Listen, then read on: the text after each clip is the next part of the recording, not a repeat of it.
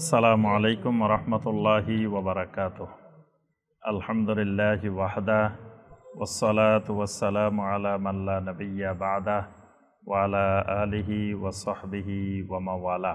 সম্মানিত মুসল্লিয়ানে কেরাম, আজকের খুতবায় আমরা যে বিষয়টি সংক্ষিপ্তভাবে আলোচনা করার চেষ্টা করব ইনশাআল্লাহ, বিষয়টি হলো আকসামু তাওহীদুল ইবাদাহ বা আকসামু তাওহীদুল উলুহিyyah, অর্থাৎ তাওহীদুল উলুহিyyah বা তাওহীদুল ইবাদার শ্রেণী বিভাগ।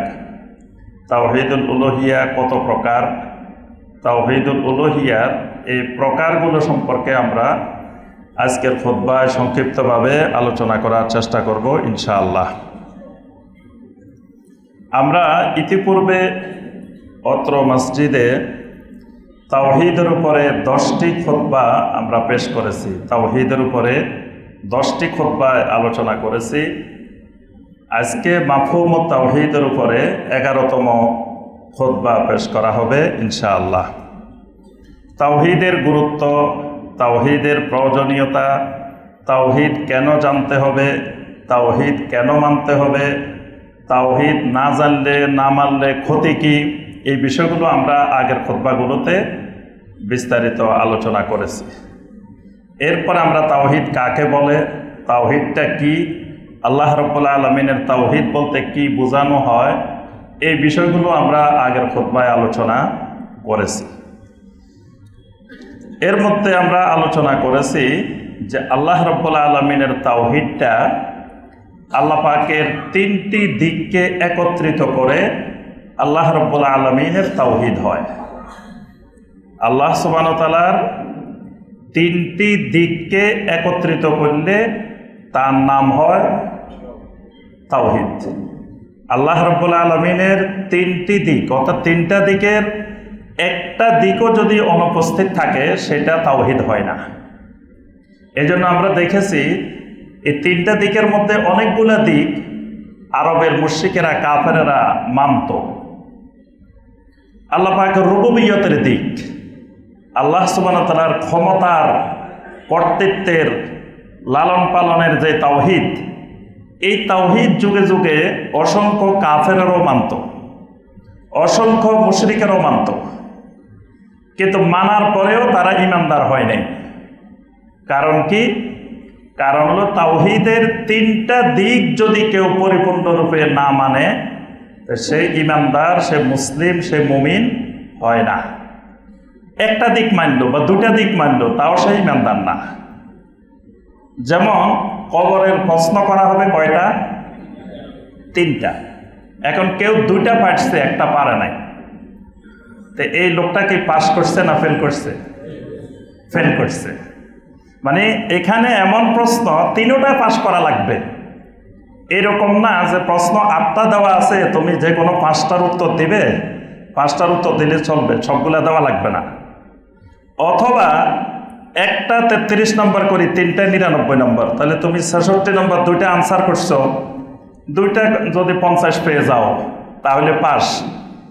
পরীক্ষাটা এইরকমও না, 3টার মধ্যে পাস করতে হবে, না হয় ফেল। 2টা ভালো করছে, আরেকটা পাস করে নাই, তাও সে ফেল।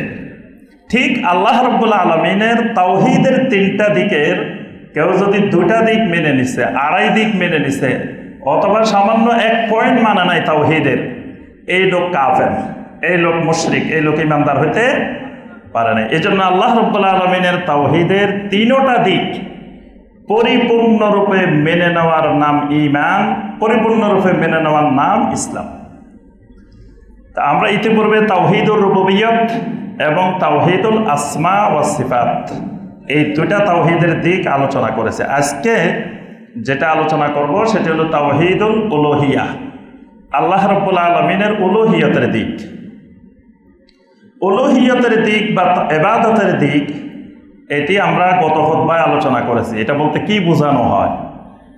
আজকে হলো এই তাওহীদুল উলুহিyyah বা তাওহীদুল ইবাদাহ, আল্লাহ রাব্বুল আলামিনের যে ইবাদতের তাওহীদ, ইবাদতের তাওহীদটা কয় প্রকার, এটা আমাদের জানা দরকার। আল্লাহ পাকের উলুহিয়তের দিক, অর্থাৎ যেই জিনিসটা যুগে যুগে কাফের মুশরিকেরা এই বিষয়টার ব্যাপারে আপত্তি করছে, নবী রাসূলরা যদি এই দিকটা বাদ দিয়ে বাকি দুইটা তাওহীদের দাওয়াত দিতেন, তো পৃথিবীতে কোনো নবী রাসূলের বিরোধিতা কেউ করতো না।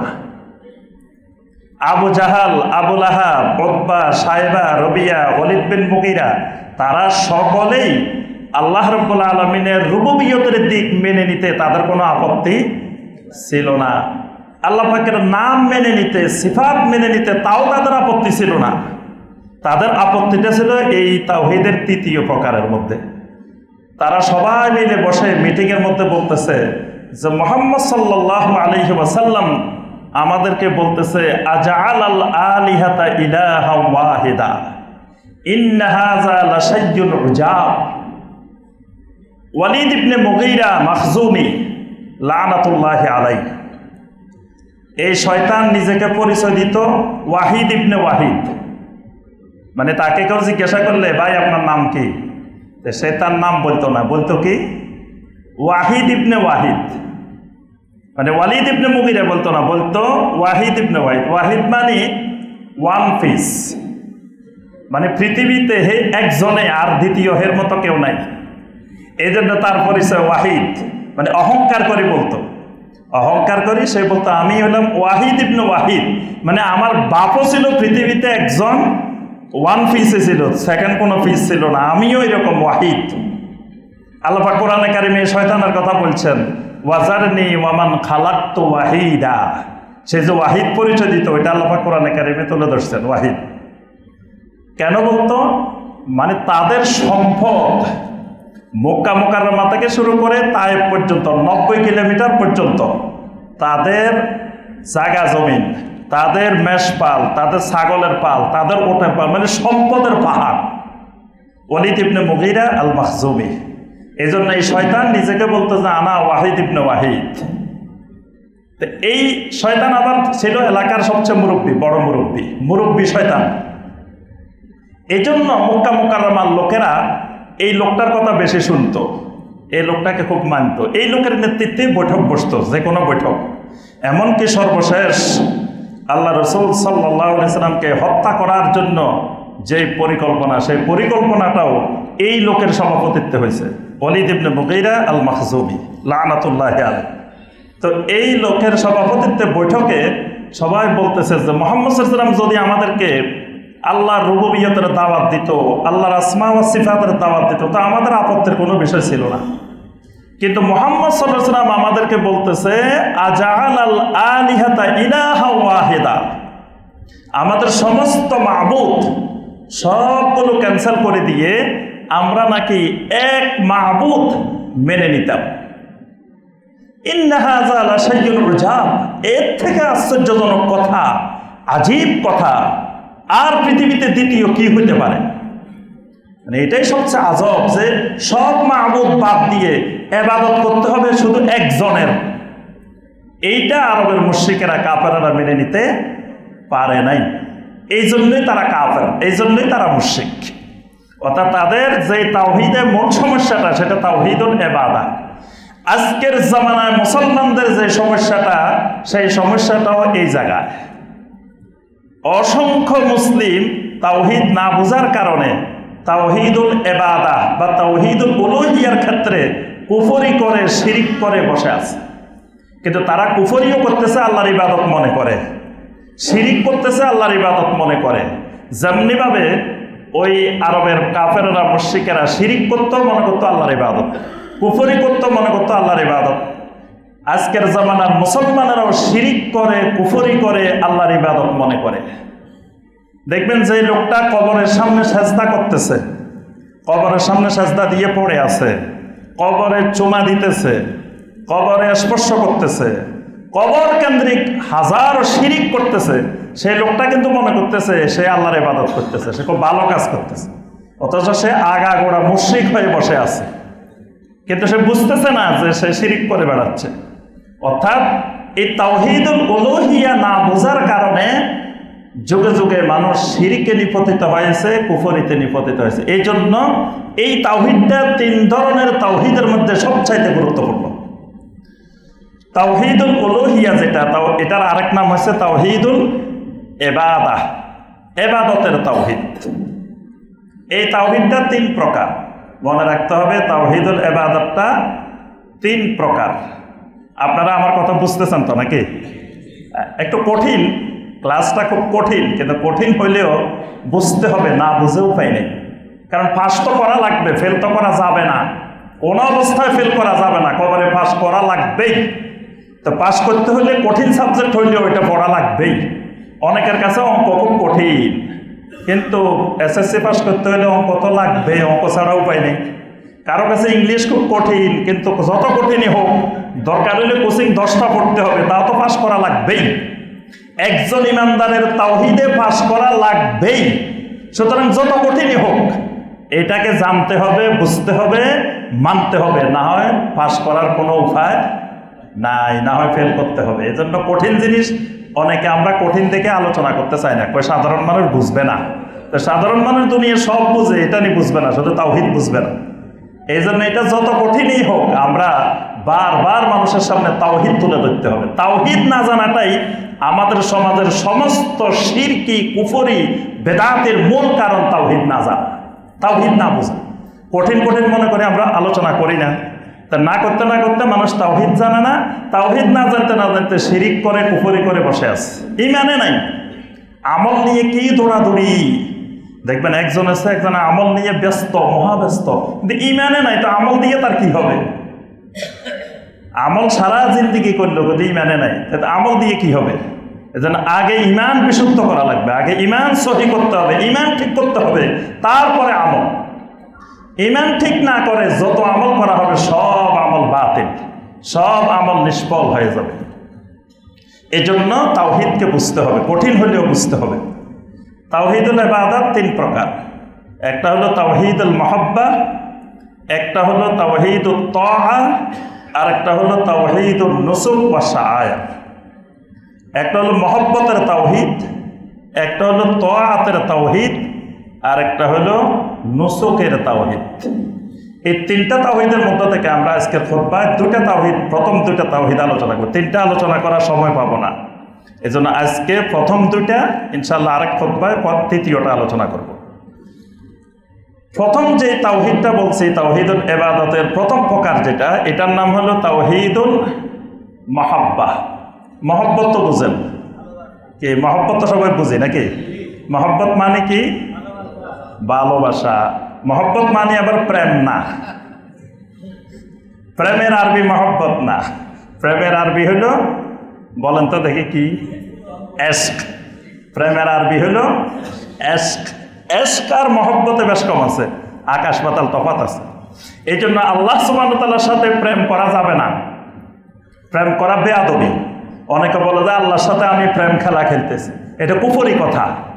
আল্লাহ রাব্বুল আলামিনের সাথে প্রেম করা যাবে না, নবী সাল্লাল্লাহু আলাইহি সাল্লামের সাথে প্রেম করা যাবে না। আল্লাহ পাক কোরআনে কারিমে নবী সাল্লাল্লাহু আলাইহি সাল্লামের কোনো হাদিসে আল্লাহর সাথে, রাসূলের সাথে প্রেম করতে বলা হয়নি। এশক যেই ভালোবাসাটা, এশক যে প্রেমটা, এটা ভালোবাসার 10টি স্তরের মধ্যে উদ্ধতন একটা স্তর। এই স্তরে গেলে মানুষের হিতাহিত জ্ঞান থাকে না। এই জন্য এই স্তরে যাইতে আল্লাহ এবং আল্লাহ রাসূল সাল্লাল্লাহু আলাইহি ওয়াসাল্লাম ইমানদারদেরকে বলেন নাই। এই জন্য আশিক মাশুক হওয়া যাবে না।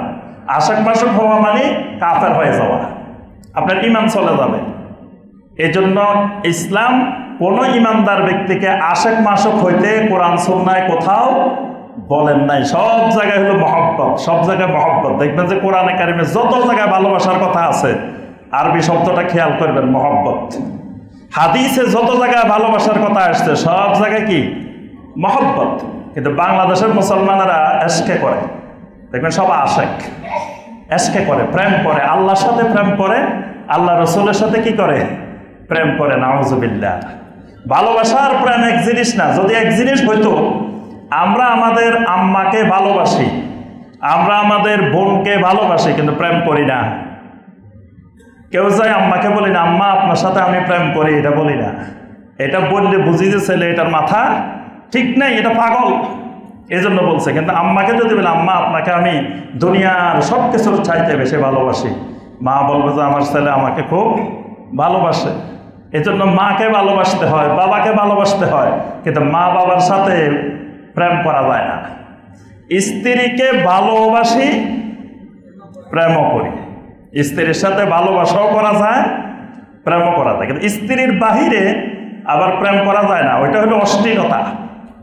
স্ত্রীর বাহিরে বা বিবাহের আগে বিবাহ বহির্ভূত প্রেম করা যায় না, ওইটার নাম প্রেম না। ওইটা শয়তানেরা নাম দিছে প্রেম, কিন্তু ওইটাকে প্রেম বলা হয় না, ওইটার নাম হলো ফাহশা, ওইটার নাম অশ্লীলতা, বেবিচার, ওইটা হলো অশ্লীলতা, ওইটা প্রেম না।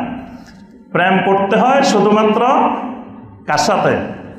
স্ত্রীর সাথে। স্ত্রীর সাথে যত প্রেম করবেন তত ইবাদত, তত সওয়াবের কাজ, কিন্তু এর বাহিরে কোথাও প্রেম করা যাবে না। এর বাহিরে করতে হবে কি? মহব্বত, ভালোবাসা।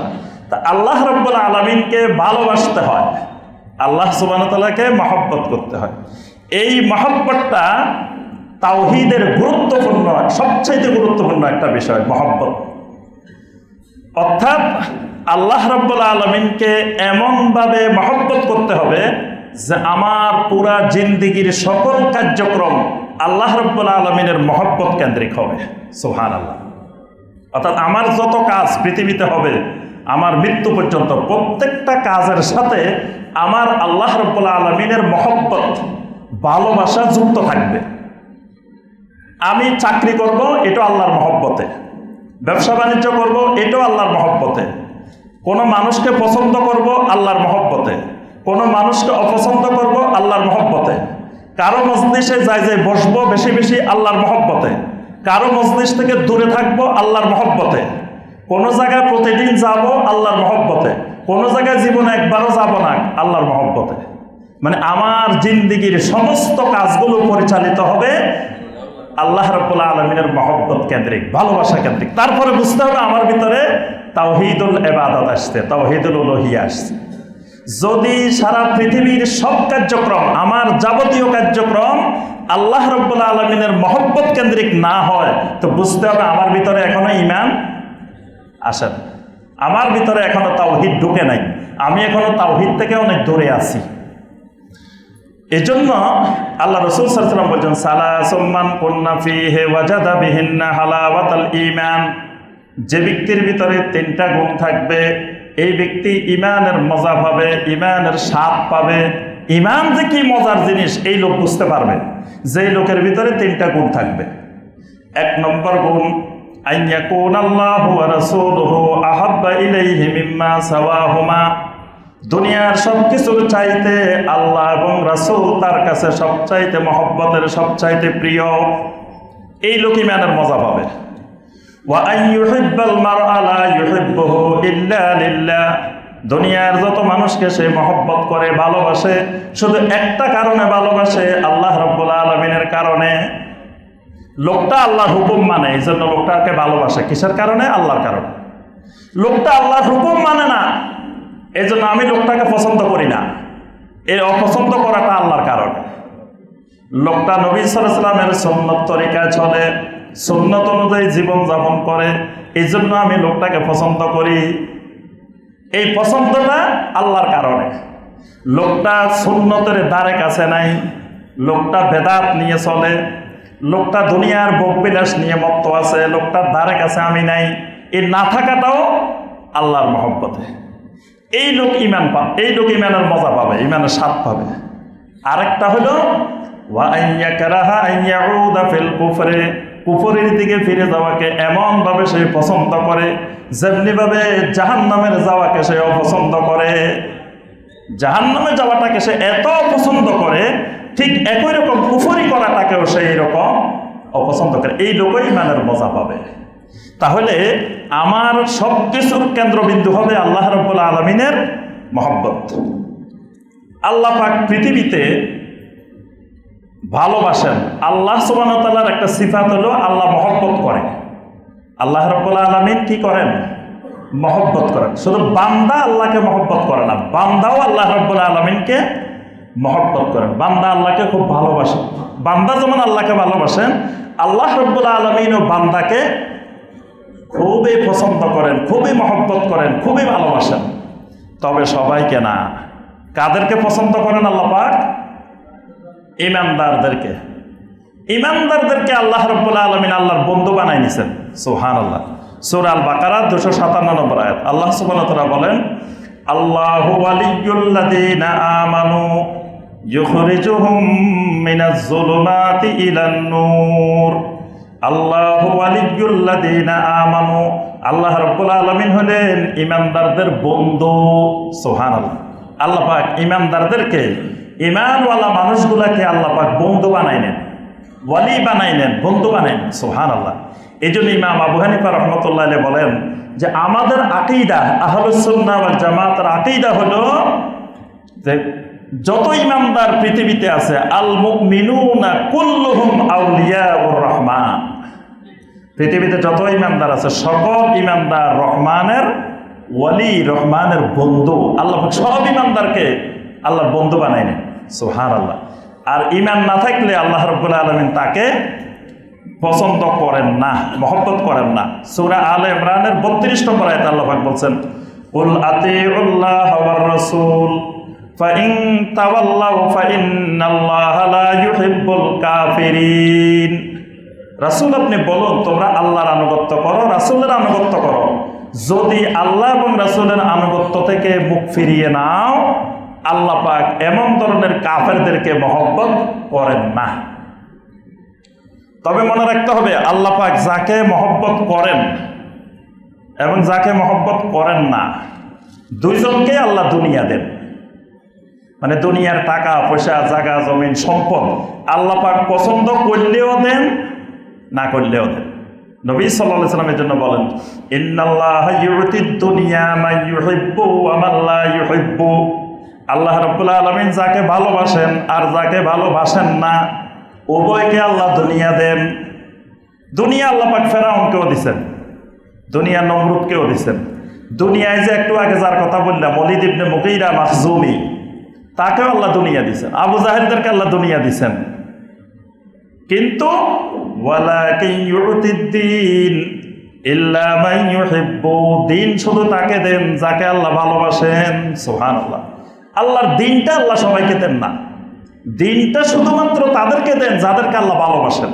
কিন্তু দুনিয়াটা আল্লাহ রাব্বুল আলামিন যাকে ভালোবাসেন, যাকে ভালোবাসেন না সবাইকে দেন। এজন্য দুনিয়া পাওয়া মানে আল্লাহ আমাকে ভালোবাসেন এটা না। কেউ কেউ মনে করে আল্লাহ দেখেন আমার খালি যেটা ধরি সেটা ছাই ধরলে শোনা হয়ে যায়, আল্লাহ আমার কি পছন্দ করে, কি মহব্বত করে। এটা মহব্বতের দলিল না, মহব্বতের নমুনা নয়। আল্লাহ আমাকে সাময়িক কোনো একটা সম্পদ দিছেন, একটু ক্ষমতা দিছেন বা কোনো একটা কিছু দিছেন, তার অর্থ এই নয় আল্লাহ আমাকে ভালোবাসেন, আল্লাহ আমাকে পছন্দ করেন।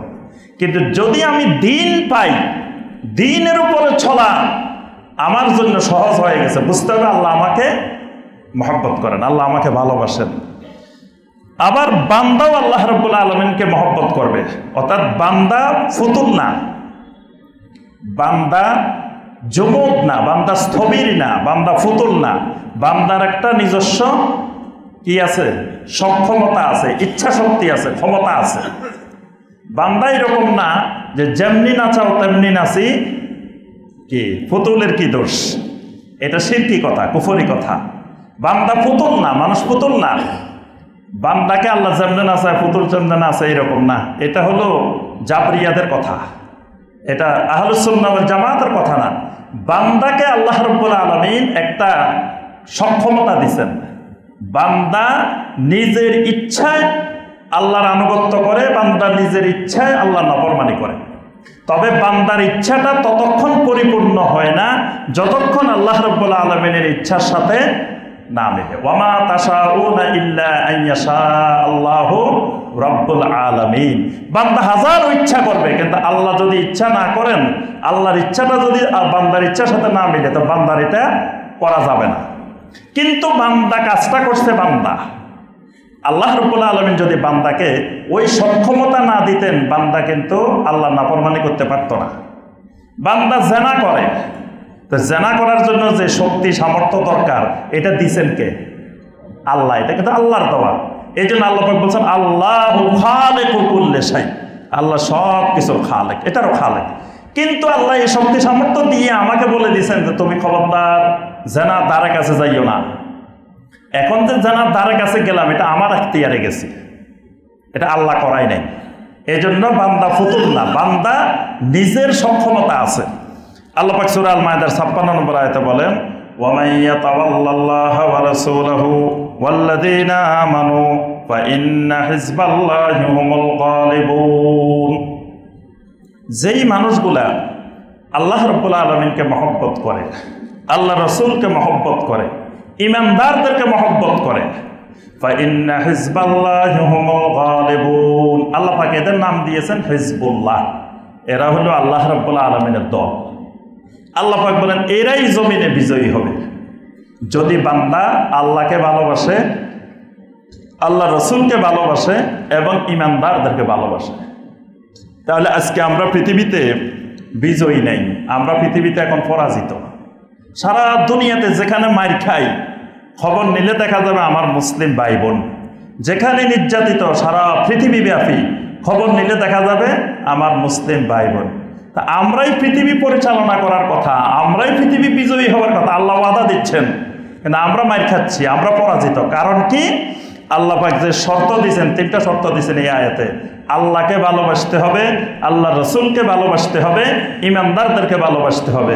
এই ভালোবাসা আমাদের ভিতরে নাই। এই জন্য আমরা পৃথিবীতে ফাউলাইকা হুমুল গালিবুন হতে পারিনি। আচ্ছা, এই তাওহীদুল মুহাব্বার ব্যাপারে কোরআনে কারিমে অনেক আয়াতে আল্লাহ রাব্বুল আলামিন এই মহব্বতের তাওহীদের নির্দেশ দিয়েছেন।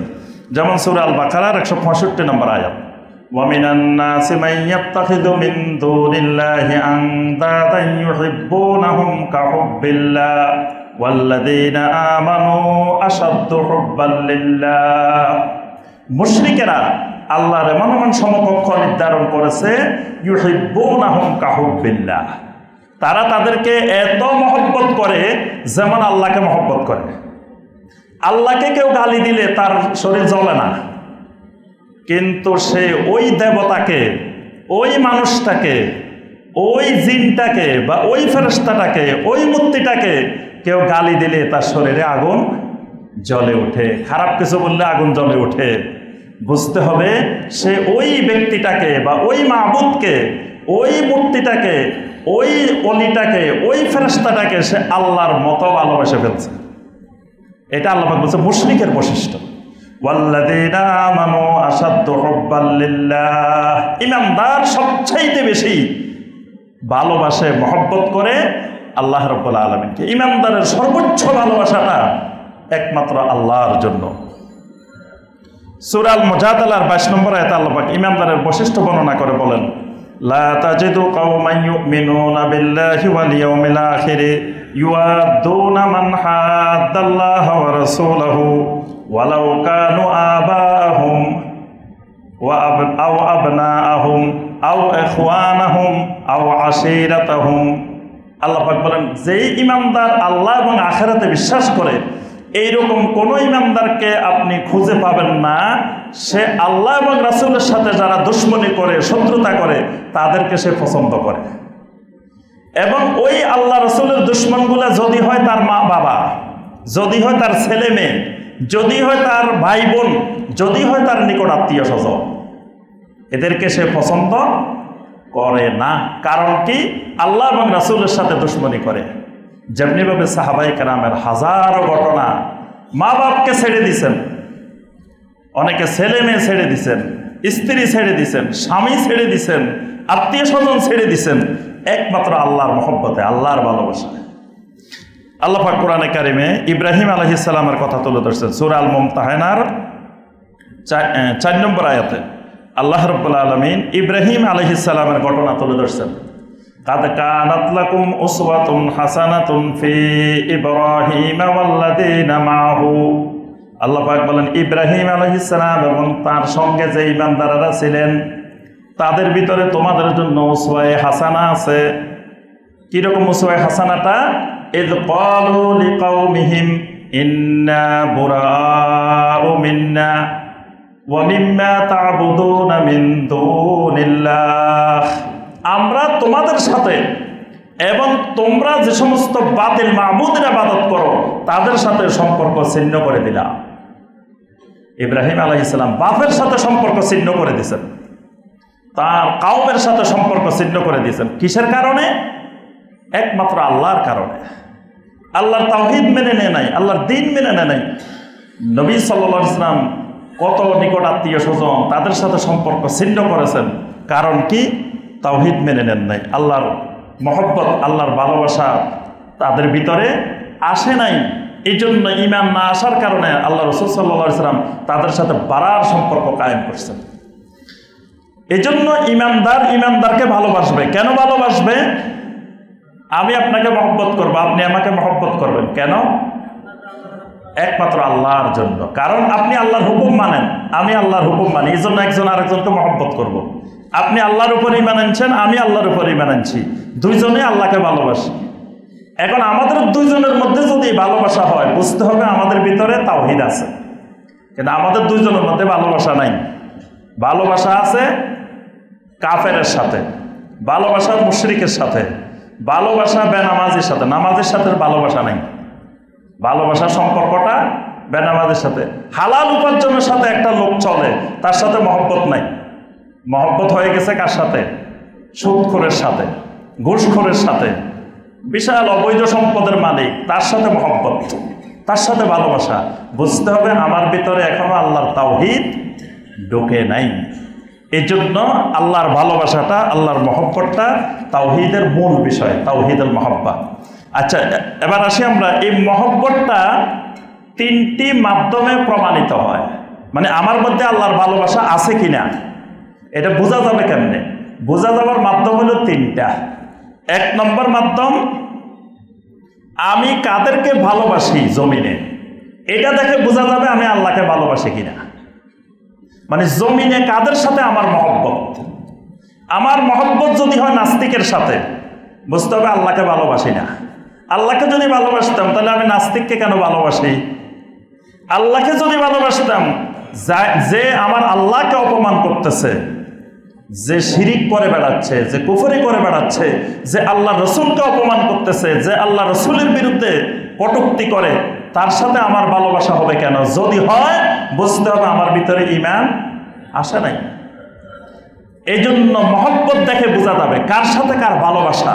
এই ভালোবাসাটা দেখে বোঝা যাবে আমার ভিতরে তাওহীদ ঢুকছে কিনা, আল্লাহর মহব্বত আমার মধ্যে আছে কি নাই। যদি থাকে তাহলে জমিনে আল্লাহকে যত মানুষ ভালোবাসে, আমি সব মানুষকে ভালোবাসি।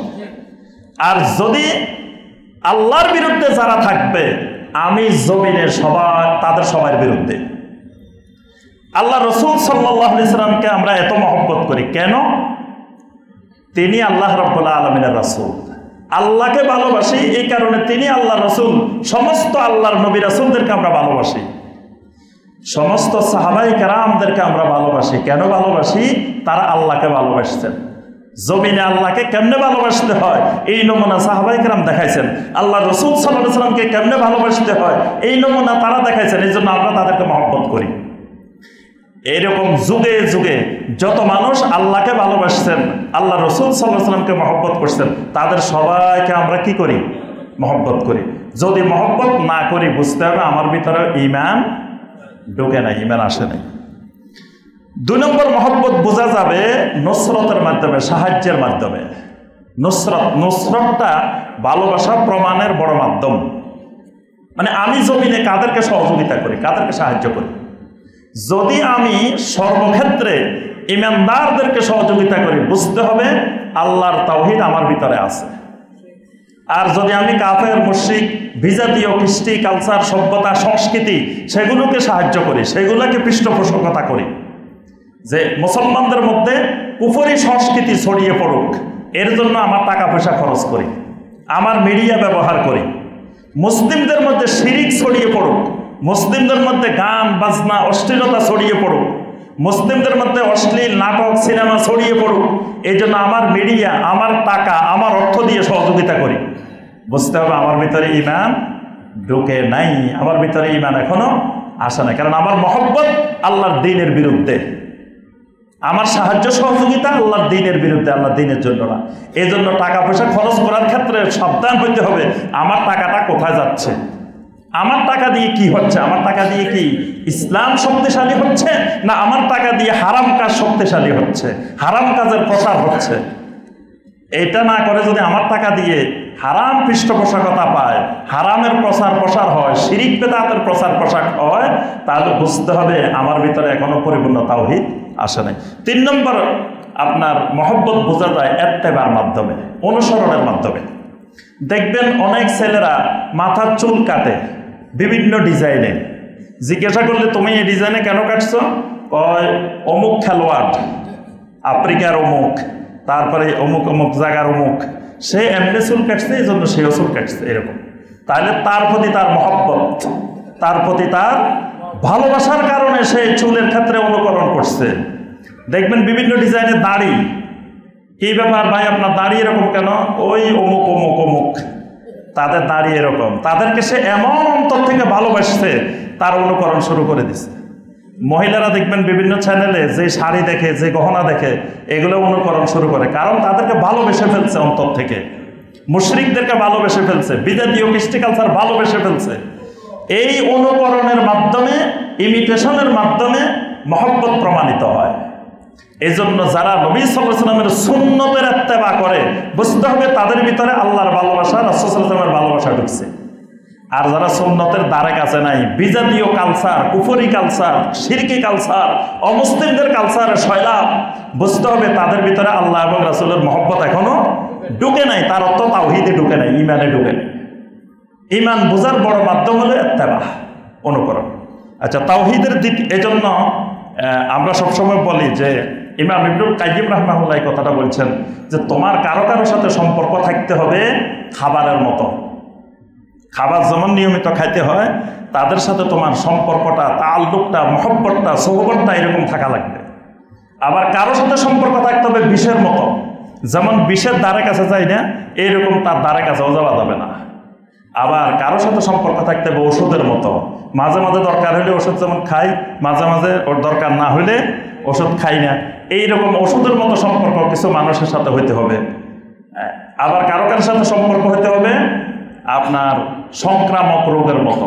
সংক্রামক রোগী দেখলে আমরা দূরে দূরে থাকি, করোনা হয়েছে শুনলে তার ধারে কাছে যাই না, ওরে আল্লাহ এর ধরলে আবার করোনা যদি আমার মধ্যে চলে আসে, বা সংক্রামক রোগ যেরকম আমরা সবসময় সচেতন থাকি, তার সাথে সম্পর্ক করার ক্ষেত্রে এরকম সচেতন থাকতে হবে। তাহলে বোঝা যাবে আমার ভিতরে তাওহীদুল ইবাদা, তাওহীদুল মুহাব্বা আসছে। আমরা আজকে এই একটাই থাক, ইনশাআল্লাহ পরবর্তী খুতবায় দ্বিতীয় তাওহীদুত তাআত আর তাওহীদুন নুসুক আমরা আলোচনা করব ইনশাআল্লাহ। আল্লাহ রাব্বুল আলামিন আমাদের সবাইকে তাওহীদকে জানার, বোঝার, মানার তৌফিক দান করুন। তাওহীদ ভিত্তিক আমাদের ঈমান, আকীদা, আমলকে গড়ে তোলার তৌফিক দান করুন। আল্লাহ পাক আমাদের সবাইকে তাওহীদের সাথে জীবনযাপন করে তাওহীদের উপরে মৃত্যুবরণ করার তৌফিক দান করুন।